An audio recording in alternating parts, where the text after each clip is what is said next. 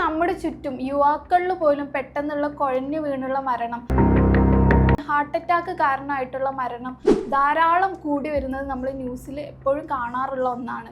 ചെറുപ്പക്കാരിൽ ഹൃദയാഘാതമുള്ള മരണങ്ങൾ കേരളക്കാജനമായി റിപ്പോർട്ടുകൾ ജനങ്ങൾ വലിയ ആശങ്സിച്ചിരിക്കുകയാണ്. ഇതിന് എല്ലാത്തിനു പിറകിലും ഒരേ കാരണങ്ങൾ അല്ലെങ്കിൽ പോലും ഏറ്റവും കൂടുതലായിട്ട് പറയുന്നത് ഒരു സൈലന്റ് കില്ലർ ആയിട്ടുള്ളത് ഉയർന്ന കൊളസ്ട്രോൾ തന്നെയാണ്. ഇതിന് കാരണം എന്ന് പറയുന്നത് മാറിയ ജീവിത രീതിയാണ്, മാറിയ ഭക്ഷണ രീതി, അതായത് ജങ്ക് ഫുഡ്സുകളുടെ കൂടുതലായിട്ടുള്ള ഉപയോഗം, അതുപോലെ തന്നെ ഒരേ സ്ഥലത്തിരുന്ന് നമ്മൾ രാവിലെ മുതൽ വൈകിട്ട് വരെ ഇരുന്നുള്ള ജോലികൾ, വ്യായാമക്കുറവ്, ഇതെല്ലാം ഇതിന് കാരണമാവുന്നുണ്ട്. ഇതെല്ലാം സൈലൻ്റ് ആയിട്ട് നമ്മുടെ ശരീരത്തിൽ ഒരുപാട് ചേഞ്ചസ് ഉണ്ടാക്കുന്നുണ്ട്. കൊളസ്ട്രോൾ തുടക്കത്തിൽ യാതൊരുവിധ ലക്ഷണങ്ങളും കാണിക്കില്ല. ഒരുപാട് നാളായിട്ട് കൊളസ്ട്രോൾ ഉള്ളവരാണെന്നുണ്ടെങ്കിൽ പതുക്കെ അത് രക്തക്കുഴലുകളിൽ കൊഴുപ്പ് അടിഞ്ഞുകൂടാൻ കാരണമാവുകയും ഗുരുതരമായിട്ടുള്ള ഹൃദയരോഗത്തേക്കും പെട്ടെന്നുള്ള മരണത്തിലോട്ടും ഇത് കാരണമാവുന്നുണ്ട്. ശരിക്കും കൊളസ്ട്രോൾ എന്ന് പറയുന്നത് നമ്മുടെ ശരീരത്തിന് ആവശ്യമായിട്ടുള്ള ഒരു ഘടകമാണ്. എപ്പോഴാണ് കൊളസ്ട്രോൾ അപകടകാരിയാവുന്നത്, കൊളസ്ട്രോൾ നിയന്ത്രിക്കാൻ എന്തെല്ലാം കാര്യങ്ങൾ ചെയ്യാം എന്നാണ് ഈ വീഡിയോയിലൂടെ ഞാൻ നിങ്ങളുമായിട്ട് ഷെയർ ചെയ്യാൻ പോകുന്നത്.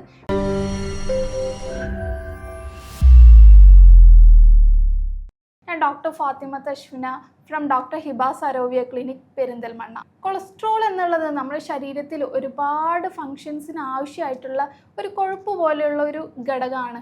അതായത് ശരീരത്തിലുള്ള കോശങ്ങളുടെ നിർമ്മാണത്തിനും അതുപോലെ തന്നെ വിവിധ തരം ഹോർമോൺസ്, ഈസ്ട്രജൻ, പ്രൊജസ്ട്രോൺ, ടെസ്റ്റോസ്റ്റിറോൺ പോലെയുള്ള ഹോർമോൺസിൻ്റെ നിർമ്മാണത്തിനും അതുപോലെ തന്നെ വൈറ്റമിൻ ഡി യുടെ നിർമ്മാണത്തിനും ഒരുപാട് ഹെൽപ്പ് ചെയ്യുന്ന ഒരു അത്യാവശ്യ ഘടകമാണ് കൊളസ്ട്രോൾ. പക്ഷെ എപ്പോഴാണ് കൊളസ്ട്രോൾ ഒരു വില്ലനായിട്ട് മാറുന്നത്, ഒരു സൈലൻറ്റ് കില്ലറായിട്ട് മാറുന്നത്? നമ്മുടെ ജീവിത രീതി കാരണം കൊളസ്ട്രോൾ കൂടുമ്പോൾ, പ്രത്യേകിച്ച് ചീത്ത കൊളസ്ട്രോൾ LDL കൊളസ്ട്രോൾ കൂടുന്ന സമയത്താണ് രക്തക്കുഴലിൽ കൊഴുപ്പ് അടിഞ്ഞുകൂടുകയും അത് പെട്ടെന്നുള്ള അറ്റാക്ക് പോലെയും അതുപോലെ സ്ട്രോക്ക് പോലെയുള്ള അസുഖങ്ങളിലേക്ക് നയിക്കുന്നത്. ഞാൻ നേരത്തെ പറഞ്ഞ പോലെ തന്നെ കൊളസ്ട്രോൾ എന്നുള്ളത് തുടക്കത്തിൽ യാതൊരുവിധ ലക്ഷണങ്ങളും നമ്മുടെ ശരീരത്തിൽ കാണിക്കില്ല. പിന്നെ കുറച്ച് ടൈം ആയി കഴിഞ്ഞാൽ, ഇപ്പോൾ ചിലപ്പോൾ OPയിൽ വേറെ എന്തെങ്കിലും ബുദ്ധിമുട്ടുകൾക്ക് വരുന്നവർ പറയാറുണ്ട്, ഇപ്പോൾ കുറച്ചായിട്ട് ഞാനൊന്ന് സ്റ്റെപ്പ് കയറുമ്പോൾ പോലും, ചെറുതായിട്ടൊന്ന് നടക്കുമ്പോൾ പോലും അമിതമായിട്ടുള്ള കിതപ്പ് തോന്നുക, നെഞ്ചിനൊരു ഭാരം തോന്നുക, അതുപോലെ തന്നെ ഈ കയ്യിലും കാലിലൊക്കെ വേദന തോന്നുക എന്ന് പറയാറുണ്ട്. അപ്പോൾ നമ്മൾ കൊളസ്ട്രോൾ ചെക്ക് ചെയ്യുമ്പോൾ അപ്പോഴായിരിക്കും ആദ്യമായിട്ട് അവർക്ക് കൊളസ്ട്രോൾ ഉണ്ട് എന്ന് അറിയുന്നത്. അപ്പോൾ ഈ കൊളസ്ട്രോൾ കുറച്ച് കാലം ഇങ്ങനെ നീണ്ടു നിൽക്കുകയാണെന്നുണ്ടെങ്കിൽ കാണിക്കുന്ന ലക്ഷണങ്ങൾ ഇതൊക്കെയാണ്. അതായത് നല്ല കിതപ്പ് തോന്നുക, നെഞ്ചിനൊരു ഭാരം തോന്നുക, കയ്യിലും കാലിലൊക്കെ ഒരു മരവിപ്പ്, വേദന, പെട്ടെന്ന് ക്ഷീണം തോന്നുക. ചിലരിൽ കണ്ണിൻ്റെ ഭാഗത്തൊക്കെ ആയിട്ട് മഞ്ഞ കളറിലുള്ള ഫാറ്റ് ഡെപ്പോസിറ്റ്സ്, മഞ്ഞ കളറിലുള്ള ഒരു നൊഡ്യൂള് പോലെ കാണുന്ന രീതിയിലും കൊളസ്ട്രോൾ ഉള്ളവരിൽ ഉണ്ടാവാം. അപ്പോൾ ഇതൊക്കെയാണ് കൊളസ്ട്രോൾ ഉള്ളവരിൽ കാണിക്കുന്ന ലക്ഷണങ്ങൾ. അപ്പോൾ തുടക്കത്തിൽ തന്നെ ഇത് കൺട്രോൾ ചെയ്ത് പോകേണ്ടതുണ്ട്. അതല്ലാന്നുണ്ടെങ്കിൽ ബ്ലോക്കിലോട്ട് നയിക്കുകയും അത് ചിലപ്പോൾ സ്ട്രോക്കായിട്ടോ അല്ലെങ്കിൽ ഹൃദയാഘാതം, അറ്റാക്ക് പോലെയുള്ള ബുദ്ധിമുട്ടിലേക്കോ നയിച്ചേക്കാം. അപ്പോൾ കൊളസ്ട്രോൾ നിയന്ത്രിച്ച് പോവേണ്ടത് അത്യാവശ്യമായിട്ടുള്ള ഒരു കാര്യമാണ്. എന്തുകൊണ്ടാണ് ഇങ്ങനെ കൊളസ്ട്രോൾ കൂടുന്നതെന്ന് ചോദിച്ചാൽ അതിനൊരൊറ്റ കാരണം മാത്രമല്ല, നമ്മുടെ ജീവിതശൈലിയിൽ വരുന്ന ഒരുപാട് കാര്യങ്ങൾ കൊണ്ട് കൊളസ്ട്രോൾ കൂടാം. നേരത്തെ പറഞ്ഞ പോലെ തന്നെ വ്യായാമക്കുറവ്, ഇപ്പോൾ കൂടുതലായിട്ടും ഒരു സെഡൻറ്ററി ഹാബിറ്റാണ്, കൂടുതലായിട്ട് ശരീരം അനങ്ങിയിട്ടുള്ള ജോലികൾ ചെയ്യുന്നില്ല. ഒരു ഓഫീസ് ടൈപ്പ് ജോബ്സ്, ഒരേ ടൈം ഒരു 9 to 5 ജോബ്സ്, ഒരേ ഡെസ്കിലിരുന്ന് ഒരേ രീതിയിൽ ജോലികൾ ചെയ്യുമ്പോൾ എക്സസൈസുകൾ കുറവാണ്.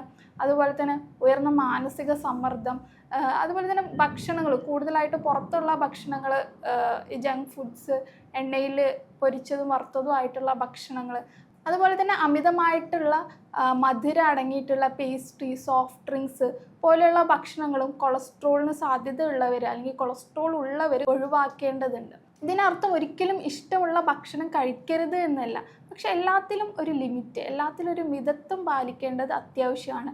പ്രത്യേകിച്ച് ഇതുപോലെ ജീവിതശൈലി കാരണം കൊളസ്ട്രോളിന് റിസ്ക് ഉള്ളവരാണെന്നുണ്ടെങ്കിൽ ആദ്യം മുതലേ ഇതിലൊരു കൺട്രോൾ അല്ലെങ്കിൽ ഒരു ലിമിറ്റ് ഉണ്ടാക്കുകയാണെന്നുണ്ടെങ്കിൽ നിങ്ങൾക്ക് ഭാവിയിൽ ഈ കൊളസ്ട്രോളിനുള്ള സാധ്യത വളരെയധികം കുറക്കാനായിട്ട് സാധിക്കും. ഇനി എന്തൊക്കെ ഭക്ഷണങ്ങളാണ് നിങ്ങൾ ഉൾപ്പെടുത്തേണ്ടത്? കൂടുതലായിട്ടും എണ്ണപ്പലഹാരങ്ങൾ അതുപോലെയുള്ള ഭക്ഷണങ്ങൾ ഒഴിവാക്കി കൂടുതലായിട്ട് പഴങ്ങളും പച്ചക്കറികളും നിങ്ങളെ ഡയറ്റിൽ കൂടുതലായിട്ട് ഉൾപ്പെടുത്താൻ വേണ്ടി ശ്രമിക്കുക. അതുപോലെ തന്നെ തവിട് അടങ്ങിയിട്ടുള്ള ധാന്യങ്ങൾ, ഓട്സ്, ഇൻസ്റ്റൻറ്റ് ഓട്സിന് പകരം റോൾഡ് ഓട്സ് കൂടുതലായിട്ട് ഉൾപ്പെടുത്തുക. പയറുവർഗ്ഗങ്ങൾ ഇതെല്ലാം നിങ്ങളെ ഡയറ്റിൽ ഉൾപ്പെടുത്തുക. അതുപോലെ തന്നെ നട്ട്സ്, ആരോഗ്യകരമായ കൊഴുപ്പ് അടങ്ങിയിട്ടുള്ള നട്ട്സ്, ബദാം അല്ലെങ്കിൽ വാൾനട്ട് പോലെയുള്ള നട്ട്സ് ദിവസം ഒരു 4 വീതം കഴിക്കുന്നത് കൊളസ്ട്രോൾ ഉള്ളവരിൽ ചീത്ത കൊളസ്ട്രോൾ കുറക്കാൻ വേണ്ടി നന്നായിട്ട് ഹെൽപ്പ് ചെയ്യും. അതുപോലെ തന്നെ ആരോഗ്യകരമായിട്ട് കൊഴുപ്പ് അടങ്ങിയിട്ടുള്ള മറ്റൊരു ഭക്ഷണമാണ് അവക്കാഡോ അല്ലെങ്കിൽ ബട്ടർ ഫ്രൂട്ട് എന്ന് പറയുന്നത്. ഇത് ഭക്ഷണത്തിൽ ഉൾപ്പെടുത്തുന്നത് കൊണ്ട് നിങ്ങൾ ചീത്ത കൊളസ്ട്രോൾ കുറക്കാനും നല്ല കൊളസ്ട്രോൾ കൂട്ടാനും വേണ്ടി ഇത് നന്നായിട്ട് ഹെൽപ്പ് ചെയ്യും. അതുപോലെ തന്നെ കൊളസ്ട്രോൾ കുറക്കാൻ വേണ്ടി നിങ്ങളുടെ ഡയറ്റിൽ നിങ്ങൾക്ക് ഉൾപ്പെടുത്താവുന്ന മറ്റൊരു ഭക്ഷണ പദാർത്ഥമാണ് വെളുത്തുള്ളി എന്ന് പറയുന്നത്.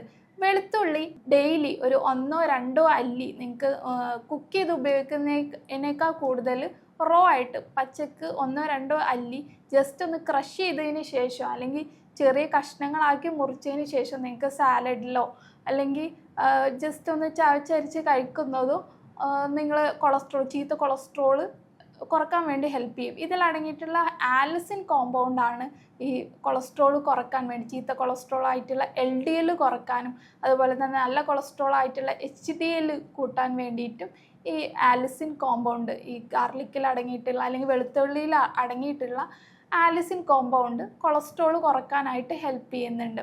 അതുപോലെ തന്നെ ഭാവിയിൽ ഇതുപോലെ ബ്ലോക്ക് കാര്യങ്ങൾ ഒഴിവാക്കാൻ വേണ്ടിയിട്ടും ഇത് നന്നായിട്ട് ഹെൽപ്പ് ചെയ്യും. പക്ഷേ ഈ വെളുത്തുള്ളി കഴിക്കുമ്പോൾ ചിലർക്ക് ഗ്യാസ് സംബന്ധമായിട്ടുള്ള ബുദ്ധിമുട്ടുള്ളവർക്ക് അത് കൂടാനായിട്ട് കാരണമാവുന്നുണ്ട്. അപ്പോൾ അത്തരം ആളുകൾ അത് ഒഴിവാക്കുക. അല്ലെങ്കിൽ നിങ്ങൾക്ക് ചെയ്യാൻ പറ്റുന്നത് തേൻ ആഡ് ചെയ്ത് കഴിക്കുകയാണെന്നുണ്ടെങ്കിൽ അത്തരം ബുദ്ധിമുട്ടുകൾ ഒരു പരിധി വരെ കുറക്കാൻ പറ്റും. അതേപോലെ തന്നെ ബാഡ് ബ്രത്തിന് കാരണമാവുന്നുണ്ട്. അപ്പോൾ അത്തരം ആളുകൾ ഇത് ഒഴിവാക്കുന്നതായിരിക്കും നല്ലത്. പിന്നെ മറ്റൊരു ഭക്ഷണമാണ് ആപ്പിളിൽ അടങ്ങിയിട്ടുള്ള പെക്റ്റിൻ എന്ന കോമ്പൗണ്ട് ഇതുപോലെ തന്നെ കൊളസ്ട്രോൾ കുറക്കാൻ വേണ്ടി ഹെൽപ്പ് ചെയ്യുന്നുണ്ട്. പിന്നെ നിങ്ങൾക്ക് നെല്ലിക്ക ഡെയിലി ഒരു 2 നെല്ലിക്ക വെച്ച് ജ്യൂസ് അടിച്ച് കുടിക്കുക, അല്ലെങ്കിൽ നെല്ലിക്ക പൗഡേഴ്സ് അവൈലബിൾ ആണ്. അത് ഭക്ഷണത്തിൽ ആഡ് ചെയ്ത് കഴിക്കുകയാണെന്നുണ്ടെങ്കിൽ ഇതുപോലെ ചീത്ത കൊളസ്ട്രോൾ കുറക്കാൻ വേണ്ടി ഇത് നന്നായിട്ട് ഹെൽപ്പ് ചെയ്യും. കൂടാതെ നിങ്ങൾക്ക് omega-3 ഫാറ്റി ആസിഡ്സ് അടങ്ങിയിട്ടുള്ള ചെറു മത്സ്യങ്ങൾ, അയില, മത്തി പോലെയുള്ള മത്സ്യങ്ങൾ പൊരിച്ച് കഴിക്കാതെ വേവിച്ച് കഴിക്കുകയാണെന്നുണ്ടെങ്കിൽ നിങ്ങളുടെ ഹൃദയത്തിൻ്റെ ആരോഗ്യം മെച്ചപ്പെടുത്താനും കൊളസ്ട്രോൾ കുറക്കാനായിട്ടും ഇത് ഹെൽപ്പ് ചെയ്യുന്നുണ്ട്. ഭക്ഷണക്രമത്തിൽ നിങ്ങൾ ശ്രദ്ധിക്കുന്ന പോലെ തന്നെ വ്യായാമം, എക്സസൈസ് വളരെ ഇമ്പോർട്ടൻ്റ് ആണ്. ഡെയിലി നിങ്ങളൊരു 20 അല്ലെങ്കിൽ 30 മിനിറ്റ് എക്സസൈസ് ചെയ്യുക. ആഴ്ചയിൽ മിനിമം ഒരു 150 മിനിറ്റ് എക്സസൈസ് ചെയ്യൽ കൊളസ്ട്രോളിന് റിസ്ക് ഉള്ളവർ അല്ലെങ്കിൽ കൊളസ്ട്രോൾ ഉള്ളവർ നിർബന്ധമായിട്ടും ചെയ്യേണ്ട ഒരു കാര്യമാണ്. അതുപോലെ തന്നെ ഉയർന്ന മാനസിക സമ്മർദ്ദം കുറക്കാനും ബ്രീത്തിങ് എക്സസൈസ്, മെഡിറ്റേഷൻസ് പോലെയുള്ള കാര്യങ്ങൾ നിങ്ങൾക്ക് ചെയ്യാം. കൂടാതെ തന്നെ നല്ല രീതിയിലുള്ള ഉറക്കം, ഇതും നിങ്ങൾ മാനസിക സമ്മർദ്ദം കുറക്കാനായിട്ട് ഹെൽപ്പ് ചെയ്യുന്നത്. അതിനായിട്ടുള്ള എന്തെങ്കിലും ബുദ്ധിമുട്ടുകൾ ഉണ്ടെന്നുണ്ടെങ്കിൽ ഉറക്കക്കുറവിനുള്ള കാരണം മാനസിക സമ്മർദ്ദം ആണെന്നുണ്ടെങ്കിൽ അത് കുറക്കുന്ന രീതിയിലുള്ള കാര്യങ്ങൾ ചെയ്യുക.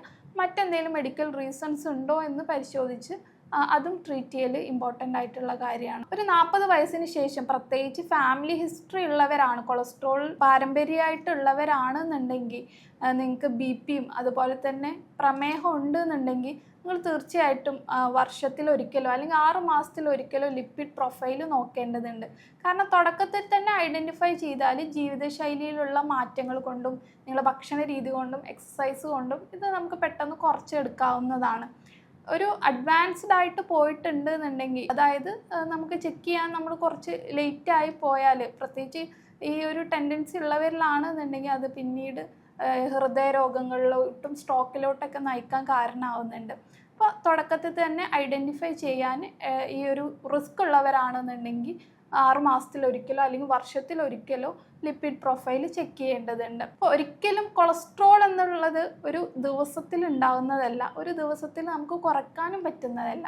പക്ഷെ ആരോഗ്യകരമായിട്ടുള്ള ഭക്ഷണം കഴിക്കുക, അതുപോലെ തന്നെ വ്യായാമം ചെയ്യുക, മാനസിക സമ്മർദ്ദം കുറക്കുക, ഇങ്ങനെ നിങ്ങൾ ജീവിതശൈലിയിൽ മാറ്റങ്ങൾ വരുത്തുകയാണെന്നുണ്ടെങ്കിൽ കൊളസ്ട്രോളിൻ്റെ റിസ്ക് വളരെയധികം കുറക്കാനായിട്ട് സാധിക്കും.